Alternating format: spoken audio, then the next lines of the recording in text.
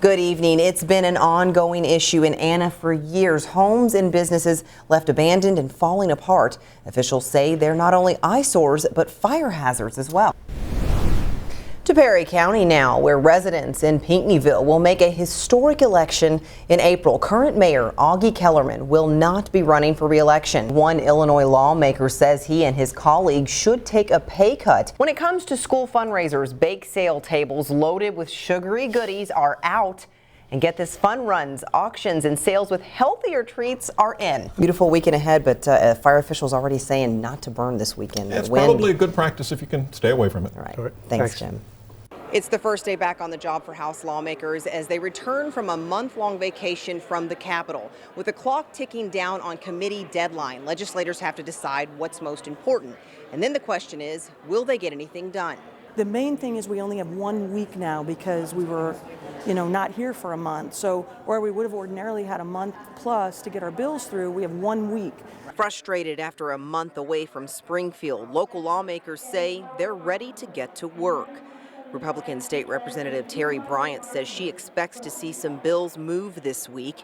She has at least 5 pieces of legislation she wants to get through, but her number one is Molly's Law. We've had to put a few amendments in on that to try to remove the opposition for it. Going in, when I first filed it, I thought, well, who could have opposition to this? But of course, you can't see every possible scenario. But even if they aren't in Springfield, our Southern Illinois lawmakers say they're still on the job.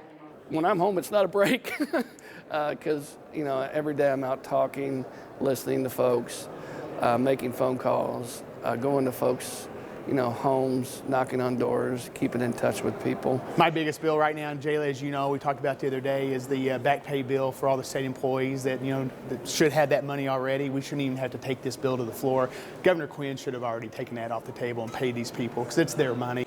As lawmakers file in and out of committee meetings this week, they say the budget remains a priority. Hopefully, they can bring the bipartisanship from these committees to the budget. Reporting in Springfield, Jalah Gray, News 3.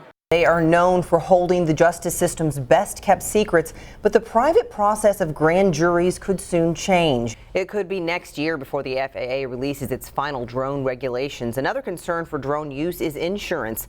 Across our region overnight. That's right. All that snow has a lot of schools closed again tomorrow. It's been 6 months and union workers at Honeywell Metropolis still don't have a contract. And according to the company, negotiations with United Steelworkers have ended for the week. West Frankfort taxpayers will foot the bill to clean up an old bar left to crumble. Now, you may remember Kelly's Lounge collapsed last September. On tonight's Watchdog report, a new report says the state paid out of millions of dollars in Medicaid funding to dead residents last year, and that was after an effort to stop the practice. Our phone lines are buzzing, keeping the doctors busy for Doctors on Call. Welcome back. Our Doctors on Call has been going strong for a little more than an hour now. We've got 4 doctors from Southern Illinois Healthcare here answering your questions tonight. And I am here with a rehabilitation doctor, Dr. Terrence Glennon. Thank you for being here with me. We're glad to be here. Now, you are a physiatrist. Did I say that right? You did. How long did it take you to practice? I think most people have never heard of a physiatrist. What exactly do you do? Thank you so much, Dr. Glennon. We appreciate you. You heard him. If you've got questions about rehabilitation, call and ask for Dr. Glennon. Again, the doctors will be taking your calls tonight until 7 o'clock. The number to call, 985-2333. Dennis? And the most important thing is once you've got it, making sure it's programmed for the county that you live in, and that is what we are here to do. So come on out and see us. Time is now, beat the deadline. Well, you heard her. The time is now. Call that number, 985-2333. Talk to a navigator tonight. Dennis? Jalah, how's it going out there? Hey, Eden, as the Terriers get ready to take on the Tigers on the field, there is a friendly competition going on off the field here for our Sack Hunger campaign. Now, we have got 2 great pantries here tonight. We've got the Good Samaritan Food Pantry in Carbondale and the Heron House of Hope. Kevin, I think you're having too much of a good time with this. That's what I think. Hold on, I'm I can't ready hear for you this. over the hot chocolate brewing.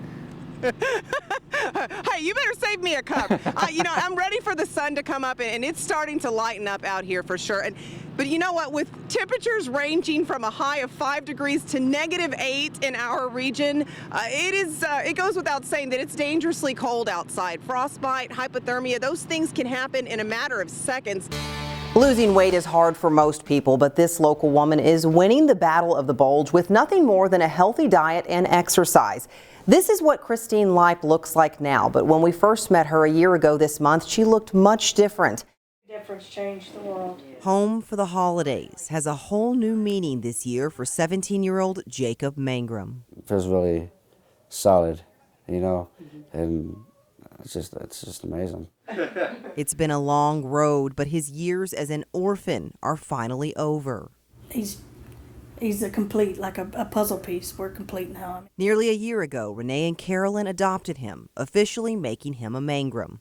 I did not have half of this stuff when I came here. In the comfort of his new home, in his very own bedroom, Jacob tells us his story. It gets kind of numbing after a while.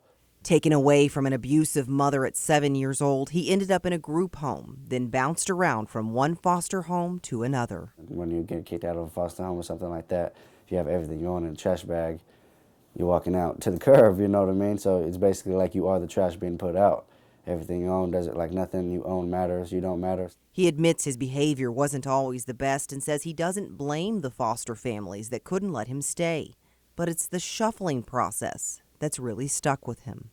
If I really think about it, it just doesn't feel, it's demeaning. It makes you, you know, basically takes everything away from you, you know, what it means to be a person. To make matters worse, Jacob was also put on heavy medications to help with those behavioral issues.